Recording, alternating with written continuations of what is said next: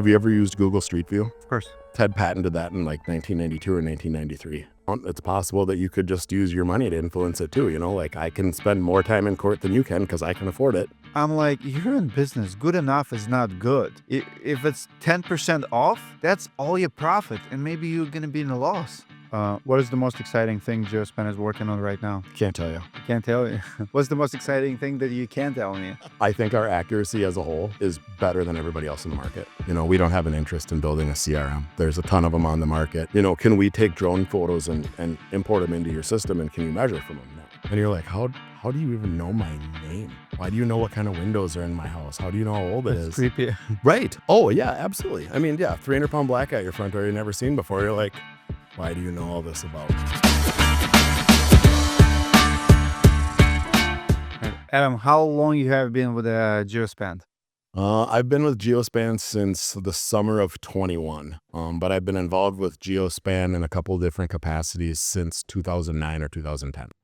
Geospan is not a market leader as far as not most known brand in the aerial imagery. My first question is, there's a lot of companies using aerial imagery today. Geospan have been longer than most of them. What made Geospan so innovative since 90s?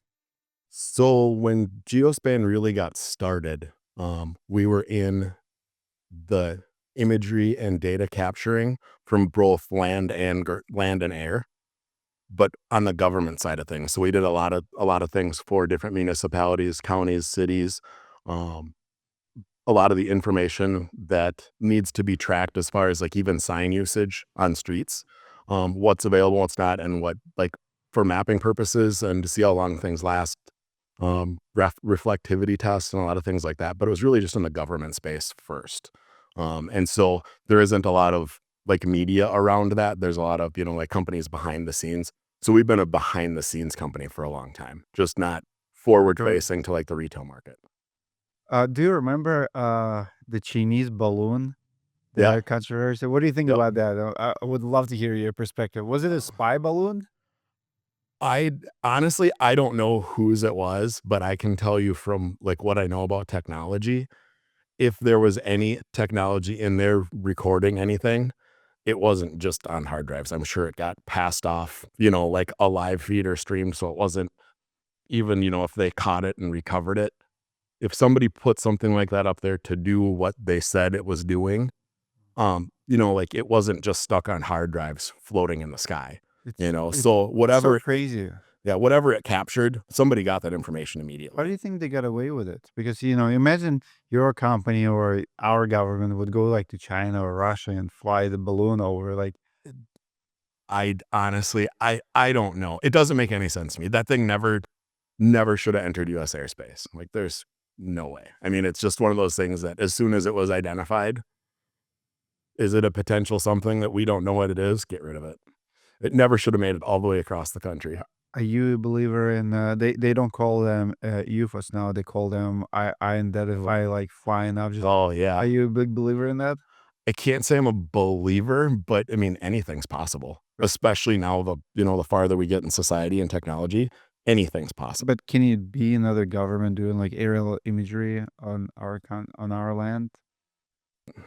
Like I said, anything's possible. I hate to say that it could be being done, but it's very possible. I don't know. We don't know where things come from. They could be from anywhere. Defies physics, right? Like, Yeah. In a balloon, like how would you even get it to track that way? yeah. Like for it to plan a balloon to float across the country, meteorologists looking at jet streams and when's the right time of year and whatever. And if we fly it at this high, I don't know. Is it possible? Sure. Was it intentional? I don't know. Maybe. What is something people would be surprised to learn about Geospan's history? So the founder of our company, Ted Lachinsky, is truly a brilliant guy. He's really fun to talk to. He's always interested in sharing stories, but he always has ideas.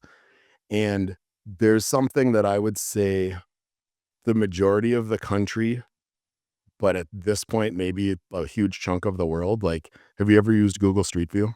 Of course. Ted patented that in like 1992 or 1993. and Google acquired it from him in the mid 2000s. Oh, wow. Yeah. So Yeah. that goes way back. Yep. So, and Ted's a vet. He was in the Marine Corps and he was a photogrammetrist. So he's celebrating right now. Yeah. Yep. Yep. He is. And actually he wasn't in the office today or yesterday. But he used to sit in planes when he was 18 and he's in his mid 70s now. And he flew around and looked through a window in the bottom of the plane and drew maps. Really? So he's been a photogrammetrist forever. So he was just passionate about it. He's always been really interested in the technology and the mapping and um, what can be done that's ahead of the curve, like what hasn't somebody thought of. So he's truly been a pioneer in what we now have as our everyday. We don't even think about it. I mean, like everybody has used Google Maps. So when I bring that up, people's eyes get big and they're like, really? And you can look, there's a US patent. You can Google it, And Geospan founder is the one who's yep. behind. But it's a Geospan patent. Wow. So we've been around for a long time, but just like I said, behind the scenes. So that's probably my favorite one because everybody can relate to it. Love it. Can you explain the Geovan? Yeah, it was it was like the first, like what people have seen for Google Street View. It was one of the first vehicles ever driving around, capturing imagery, but it wasn't just taking pictures. Basically every picture that we used even back then to current has a geolocation. So when we make our 3D models, it's not just a model that's floating in the ether. We know where every pixel in our imagery belongs in real space. So we could take one of our images or our models and drop it into a map and it will sit right. It will be at the proper elevation, the proper angle. So if we drop it on a map, it'll be sitting how it sits as if you were driving in real life. So the Geovan was one of the things that was the very beginning of that. And I think they had some sort of like a guidance system. I can't remember exactly what it was, but out of decommissioned missiles. So its accuracy is crazy. So like we know where every pixel is latitude, longitude, and elevation for all the imagery that we capture. And that started in Geovans. And at the same time in planes too. Have you seen those funny sketches when people are planting the image? Like, so if they know the vehicle is coming and they're like, and they're trying to do something funny, it's one of the funniest trends on the internet. I've been looking at aerial imagery for a long time because I was in the rough measurement space a long time ago, but now back into it with Geospan. Um, when Street View really became popular, I would see a van, driving around or a little car. And then I would go and look and see if like a place that I'd been, how current the imagery was. And I've seen several friends doing something funny, waving or whatever, or blurred out, and then take a screenshot of it and send it to him. Be like, oh, you're famous now because you're on Google. But yeah, I've seen tons of that because I've spent, almost a decade looking at imagery for one reason or another. Well, Geospan has been involved in patent disputes against Pictometry and Eagle View. What can you tell us about Geospan's side of the story? Um, We made a video obviously about Yep. Eagle View suing everyone, and you guys the only one who won. But Yep. I'm just curious, how come it did not put you out of business? How did you guys survive that? Because there was Eagle View is a big player. Yep. They're the biggest. Yeah. Truly, when they acquired Pictometry or bought Pictometry, however you want to say it, that really did put them at the forefront of aerial measurements. And funny about the video that you made before, the first company that was listed in there that was sued was called Roofwalk. I was part of that company too. So I'm on the top and bottom of that list now. So the biggest thing that I can say, because I was also a contractor in the middle of working for the two measurement companies, I've used Eagle View reports. I've used before Hover was called Hover. It was called GAF E360. I've used all the products on the market or a huge chunk of them. And the biggest difference between Geospan and really everybody else and Eagle View is we have a different process. And our process is, the court system said, our process is different and it's been identified and we're not infringing on anybody's patents. So we have our own path and a lot of that comes from Ted. It all comes from Ted. He thought of stuff and has been doing stuff for longer. than anybody else on the market, to my knowledge, because he's been How in the space since the how can 90s. you sue someone who's been doing it before you? Isn't it just trying to capture the market and Uh, yeah, I mean, partially, yeah. I mean, you're protecting your business interest, if somebody is infringing, and a lot of it too has to do with who can afford it. I mean, depending upon your bank account, it's possible that you could just use your money to influence it too, like I can spend more time in court than you can because I can afford it. uh, Can you handle it? that's one thing I hate about this country. I love capitalism, but like people always say, like before I didn't understand, it's like Dmitry, lawyers run this country, and when you see what happened to Trump and how many millions they spend like chasing him, and like other politicians too, Oh, it's insane. Like lawyers are the only ones who always win. because they get paid. Yeah, they Yep. always get paid. Yep. Yeah. So whether you lose, Yeah, well, I mean, and you think about how much money it is, and at the end of the day, like for the amount of money spent, was it really worth it? Because I could think a whole lot better things to do with my money than sue people, of course, But I mean, it's a huge industry. There's a lot of people that do really well, and like the problem for some people suing somebody like Trump is he can afford to battle it, yeah. and there's a lot of people that get bullied out of, I mean, any industries or in lots of things just purely based on money. So yeah, it's a huge chunk of money to spend with, I guess there's different thought process on the benefit of it. That's one thing I have in common with Geospan. I overcame that. Like someone came after me trying to put me out of business, slapping me like, you know what? If you're not wrong, you're not wrong. You can survive. Love it. In 1987, Geospan got a patent for dual camera image collection process. It came up in both patent cases. What makes that technology so important and worth fighting for? I couldn't tell you 100% because I just don't know a ton about the patent Sure. portion of it. Um, but there's something about, you could use the term like stereo imagery to collate, and match things up together. Doing it from multiple angles, dual angles, and then like a single, there's a lot of steps in the process and it gives you accuracy. So it, I believe that we patented that first, but as far as interpretation stuff goes, I don't know because I'm not a patent lawyer. But I think the concept of the dual imagery thing makes sense to a lot of people, and it tracks that you take 2 points and align them, and your accuracy is gonna be better than just from a single. So, yes, it's definitely a defendable thing. The other thing is that we don't need to do that because First, we can do it from just one. So, um, yeah, I mean, it's worth the argument, I guess, or the fight for it, but there's more than one way to do something too, which we've proven. love it. Last question on legal stuff, and we'll move on into other stuff. Geospan lost the case against Pictometry and settled the case against Eagleview. What can you share about how either one of those cases impacted Geospan strategic direction? Like what changed? Like did you change the direction of the business and try not to compete as much with the other players? There's some stuff I just don't know about because it's, behind sealed information, Sure, but, I mean, it changed the path of Geospan because of how much time it took to get through the litigation. I sure. mean, it was 6, 7, 8 years and a lot Mm, of money, So, especially in, like, the technology industry, I mean, that's a lot. time is a huge Yeah, cost. So, just that, I mean, it held up a lot of progress just because, resources and time was spent and focused really on legal things, of course, but I mean, other than that, as far as details and stuff like that, I couldn't tell you, not in my of course. day to day. What advice would you give other companies trying to protect their intellectual property? I know I have a lot of startups coming to me, and everybody's trying to get a patent. And some people lose. Some Mhm. people lose to bigger people because they did not have stuff in order. And what I also see, some people get too excited too early, and they go on Facebook on social media, start sharing their ideas, right?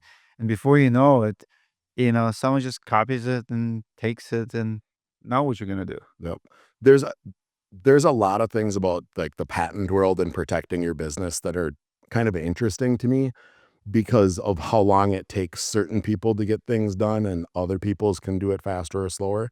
So for growing a company, especially in the technical world, especially where there's a lot of other people that hold IP, um, you have to be extremely careful, and for the most part, keep your mouth shut, because it's like what you said, people get on Facebook and they talk about something that they submitted something or whatever. And if somebody else has better resources, they could beat you to the punch, so you have to be really careful and you really need to understand the market. And if it's a specialty thing, you really need to do your homework because I think even when you Google something, when you start searching and looking it up, That's like there's a tracker, yeah. Oh there's yeah. there's history there. Google's definitely tracking popular searches. Mhm, yep, and so, what's to say that somebody else isn't gonna take your idea or they looked that up too, and the next time they searched for that information, Google populated them with more, with better data, and it helped their learning curve. So, I mean, you really have to be careful.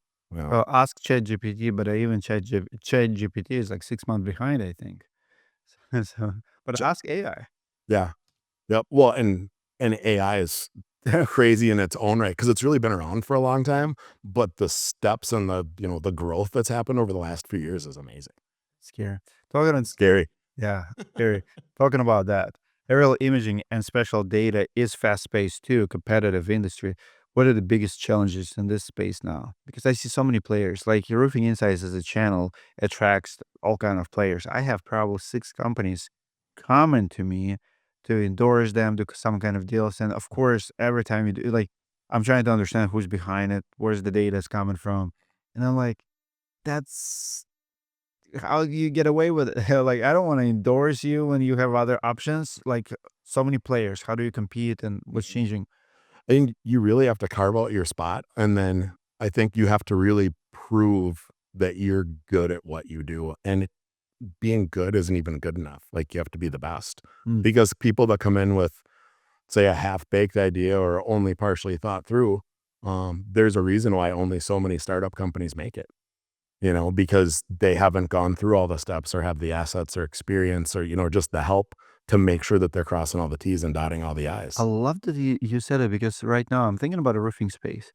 I see roofers in my community. And guys, comment below also. Who do you think is the best aerial management or you at least use? I'm just curious as a focus group right now. Comment below how accurate they are, who's the best, most expensive, whatever. But what I see is there's a lot of aerial measurements. Roofing contractors sign up for them.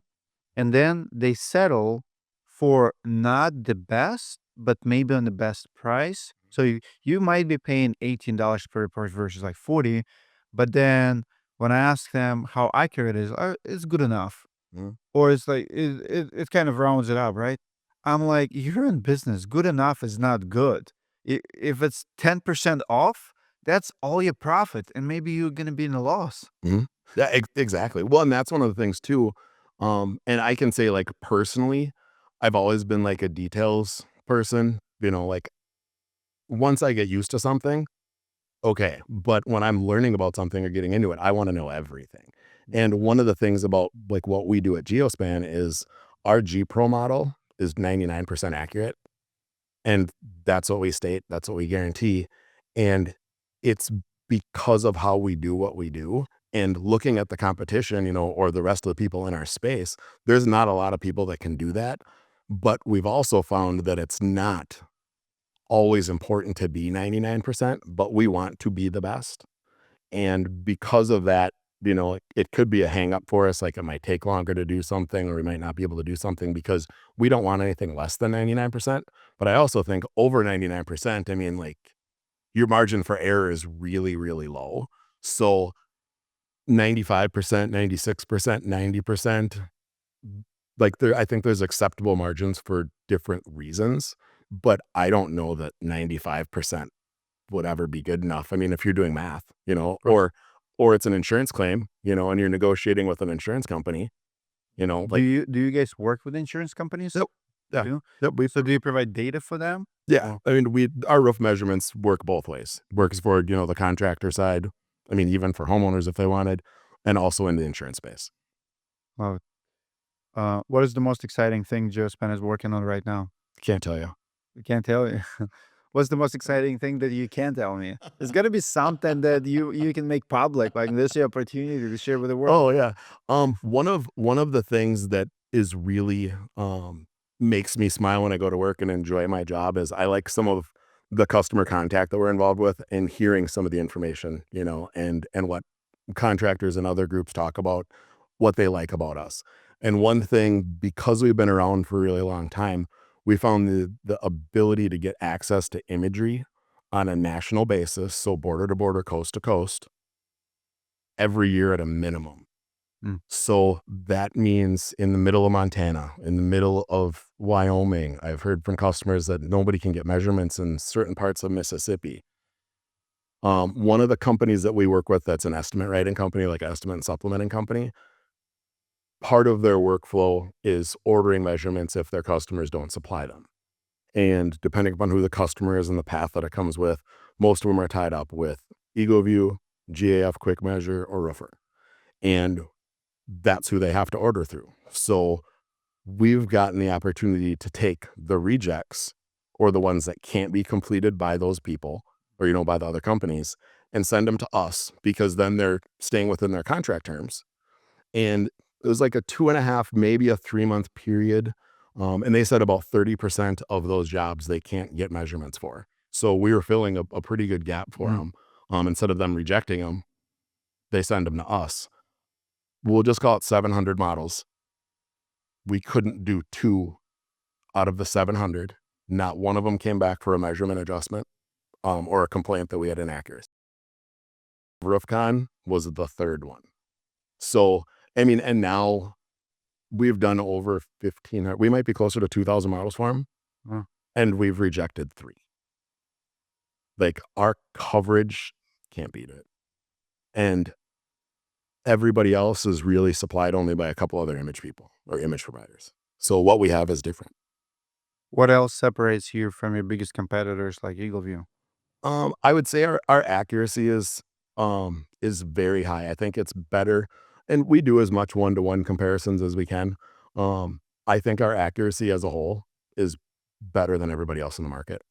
Um, our coverage, like I said, is really huge. Our turnaround times are really good. I mean, we average 3 hours on our full detailed model.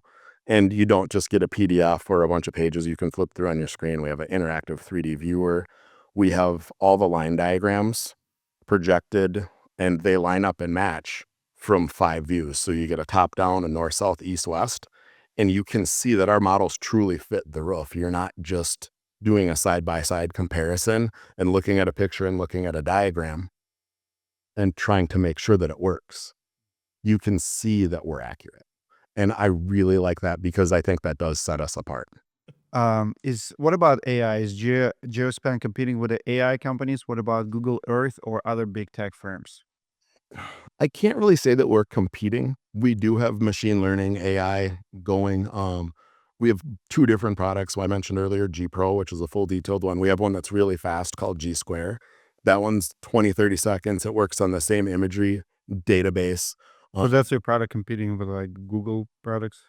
I couldn't say against a Google product. I mean, it's for Just anything quick. roof measurements, yeah, but it's 20, 30 seconds. You type in any address. I'd say when I do like a demo or, any sort of anything with a new customer or other people, I'll ask them for an address. So like if you and I were sitting here and I had my computer out, I'd ask you for an address. 95% of the time it works. Hmm. So, and that's anywhere. So I think that's really cool. But the process in the next 20 to 30 seconds after typing in an address and hitting the enter button, it's going to give you the roof area, the pitch, who owns a property. And it's not just for residential. It's basically any property, who owns it, the year it was built, a link to zoning codes, um, hit recent hail events, the year the property That's a was lot. built, and aerial imagery. And it takes 20, 30 seconds and it costs $5. Wow. That's impressive. What about AI? Is AI becoming a bigger player in the aerial? Well, that's part of the G Square platform. It's Yeah. it's running a whole bunch of different. I don't know because I'm not Data points? yeah, but it's running a bunch of different information together, all automated. So call it AI. It's constantly learning. Like machine learning might be better, but it's still the AI world. But it's constantly learning, and it's doing comparisons of what our humans do on a G Pro versus the fully automated G Square. And it's constantly learning and getting better and evolving. Our accuracy keeps getting better. So it's an extremely competitive space, but I mean, that's that whole industry is wide open still. There's a lot of stuff we just don't know yet, you know. Of course. You build you have a lot of experience building revenue through strategic partnerships. What is the most surprising partnership that you've made? Most surprising? I don't I don't know because I mean we really want to work with as many people as we can. Point of entry, getting, the door open for the first sit down, the first discussion. That's really hard across the board depending upon the size company. But one, and I can't say it was surprising, but it was just because, like I said, I was a contractor in the roof measurement space a long time ago. Our integration with that Xactimate or Verisk, that one was kind of surprising, but kind of like we wanted it. So when you want something and it happens, you're happy, but then it's like, how hard is it going to be? Can we do it? So getting the Verisk partnership integration stuff just moving in itself, like I think it was an awesome thing to happen. It was a little surprising, but When it did was it a lot of happen? work. I think we started that late last year, so Oh, late so late recent. 23. And then we were live up and running in February. But the integration as far as AP or API So stuff and does it back and mean forth, that when the insurance company works on Xactimate, they use your data now? they can, yes. They So use, you don't have to go to the Geospan website. got it. You can start a project in Xactimate, click on, the project button, and then you get a toolbar on the right-hand side, and you can order a geospan measurement right from there. And then the request goes out, and then it comes back with all of our data. It builds a sketch, Wow. 3D model, So if and then you have populates Xactimate, all you the don't data. have to use Geospan? No, you need a geospan account, Oh, and then you have to fund it. So you have to put a got it. payment method into the system. But once you do that, you don't ever have to go into Geospan again, unless you want to look at the pictures. That's powerful. Yep. I did And not know. and they're the biggest. I mean, like everybody knows them. And it's a really interesting dynamic because, like if you look back to the video that you made, Verisk and EagleView got into a fight Yeah. and Verisk had to fork out a lot of money, but they still have to work with them. So I think being where we come from and Why did they have to work with them? because EagleView is the biggest roof measurement company in the market. Mm. And they're the biggest, you know, um, estimate writing company that is accepted by insurance companies. But now Yeah. you're getting in that space. You're getting a Mhm. slice of the pie. Yep. So there's only 3 companies that I know of that are truly integrated the same way that we are with Xactimate and Verisk. Eagle View? EagleView, us, and Hover. Hover. Hover's different because Hover requires a site visit. We don't. Hover, you have to go there and manually take the pictures yourself. So really, as far as roof measurement companies go, it's just us and EagleView. And being in this space for less than 2 years, I think that's a great achievement, to be in with the biggest estimate company on the market for insurance work. It was, but I think a lot of it's because of our history. We've been around and we've been through the legal trial tribulations and gotten through it, and we're still here. So that was a big thing. Of course. What are the factors Geospan considers when choosing new partners or entering new markets? I would say a lot of it is adoption. How important is that partner in the industry that we're working into? You look at some of the big CRMs. I mean, obviously Xactimate, Verisk. We're actually almost done. Well, I guess here's something that's not super publicly known, but we're almost done with our integration with CoreLogic too. So that means Symbility. So Symbility, to my knowledge, is the next biggest estimate software platform that's Mm-hmm. driven by insurance. So that one's almost done. Expect that in the next few weeks to be completely buttoned up and done. Um, so looking at their impact on the market and then how our data can work with theirs, is there a mutual benefit both ways versus just one way? Because there's a lot to be said about having a mutual relationship versus just a one way. So we want to be able to work with as many people across as many platforms as possible and really be, the data behind. We don't have an interest in building a CRM.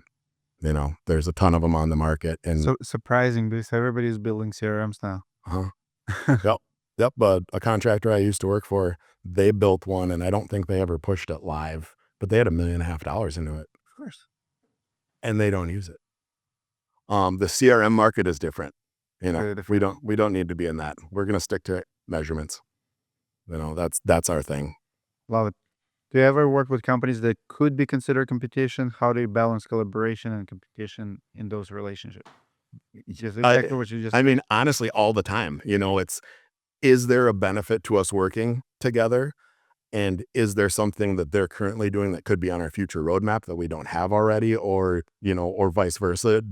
Are they leveraging our information to do something that we're already doing and be in competition? So that kind of goes back to, you have to be very careful. Make sure you understand, the marketplace, your competition, the legal end of things too, because nobody wants to end up in court again. But just making sure that things line up right. So yeah, I mean, you have to be really, really strategic, I think, in how you line up with stuff. So that's part of the reason why we don't have an interest in becoming a CRM. So not going into the CRM space allows us to be able to work with CRMs, but we're not invading their space. So yes. Beautifully said. Thank you for that. Doing less is doing more. You don't have to be in everybody's business. Yep. I agree with it Yep. 100%. I have 4 questions left, and they're like most interesting questions on my list. What does it mean to innovate in the spatial data industry today? Are most companies actually innovating or just repackaging? I would say a lot of companies are repackaging because part of what I've learned in this business is it's not necessarily who is getting the information, it's what are you doing with it. And there's a lot of people that capture storm data, or, a lot of people doing roof measurements, but where do they get their information from? Where do they get the data?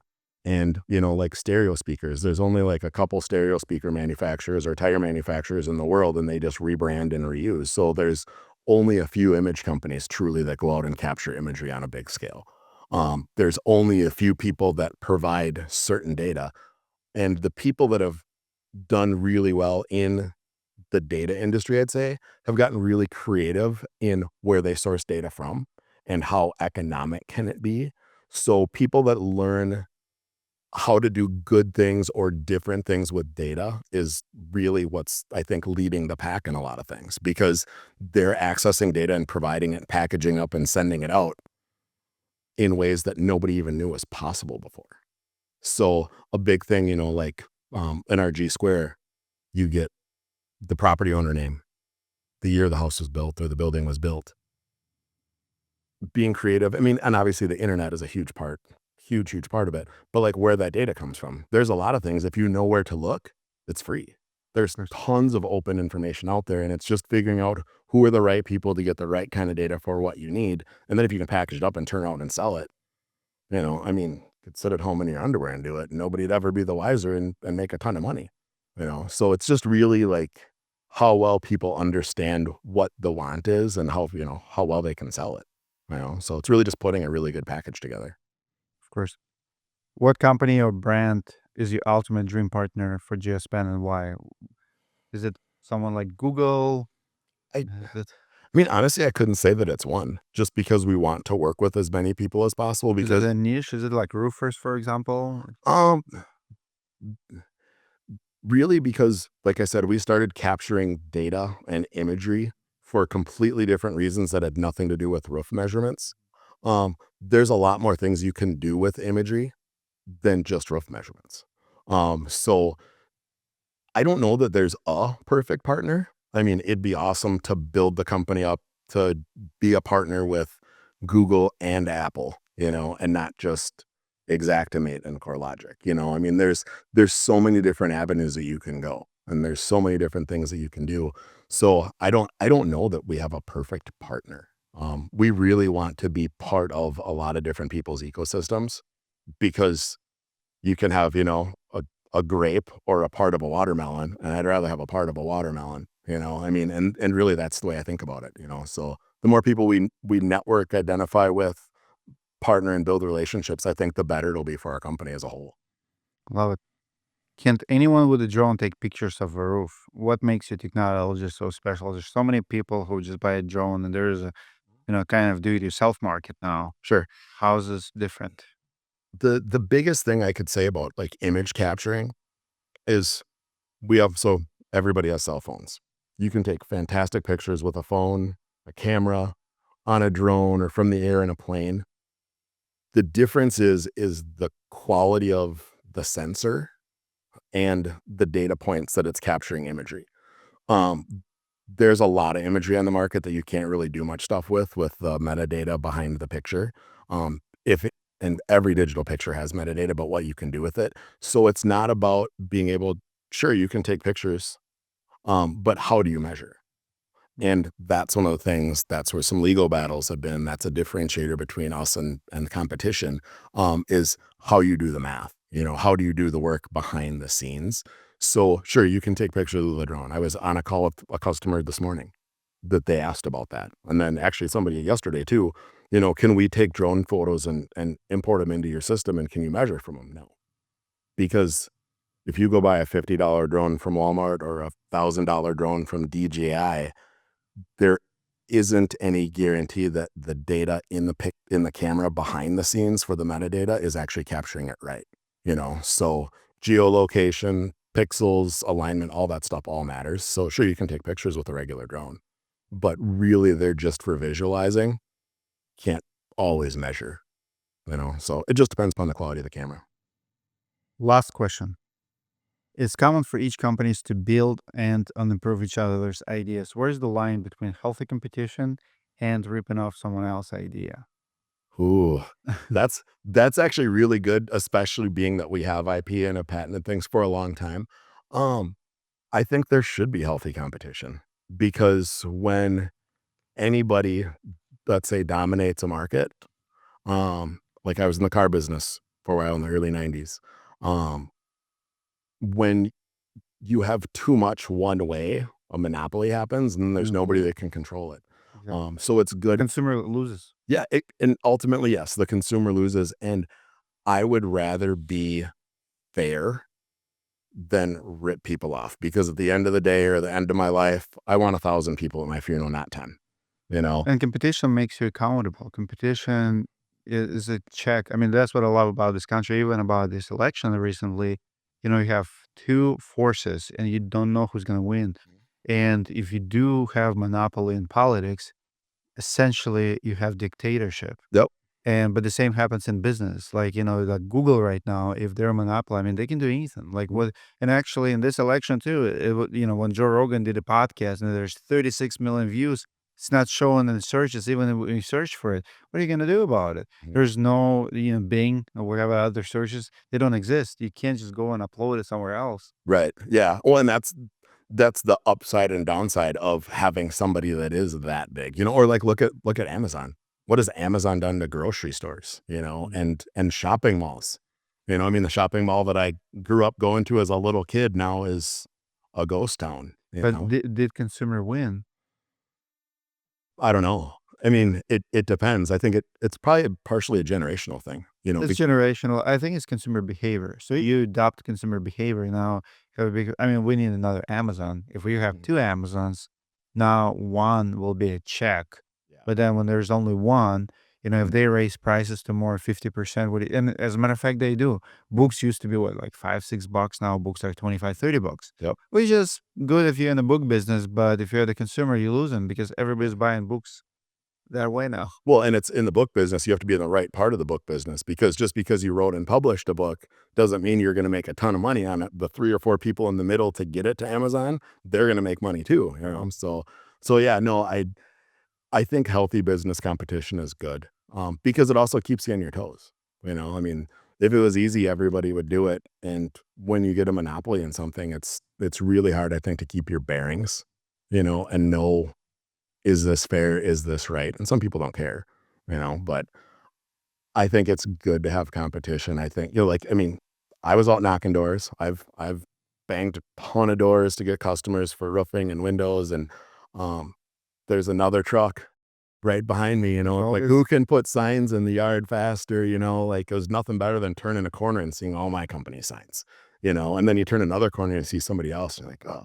Oh, But it drives you to do better, like, how can we up our game to make sure that the next time there's a storm or the next time we find a neighborhood we really like, how can we make sure we capture them?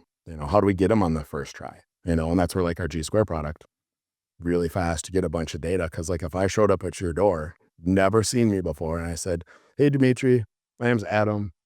I know that your house was built in 1987 and you have this style product in your house that's highly susceptible to hail damage. You have an insurance claim coming. Let me do it." And you're like, how do you even know my name? Why do you know what kind of windows are in my house? How do you know how old it that's is? creepy. Right. Oh, yeah, absolutely. I mean, yeah, 300-pound black guy at your front door you've never seen before. You're like, "Why do you know all this about me?" And I think it was always fun, but it was also challenging because knowing that there's somebody else in the market doing the same thing that I was doing, like, how do you get better? What's your edge? And, that's one of the things that we're working on at Geospan is we wanna have something that's better than everybody else and also different, to help give people that edge. And if you don't have competition, I mean, what does business do? I agree. Yeah. No, it's still absolutely love the conversation. Guys, comment below. What do you use? How much do you pay? Where do you see the future? I mean, join the conversation below. We read all our comments. I'll see you guys on the next podcast.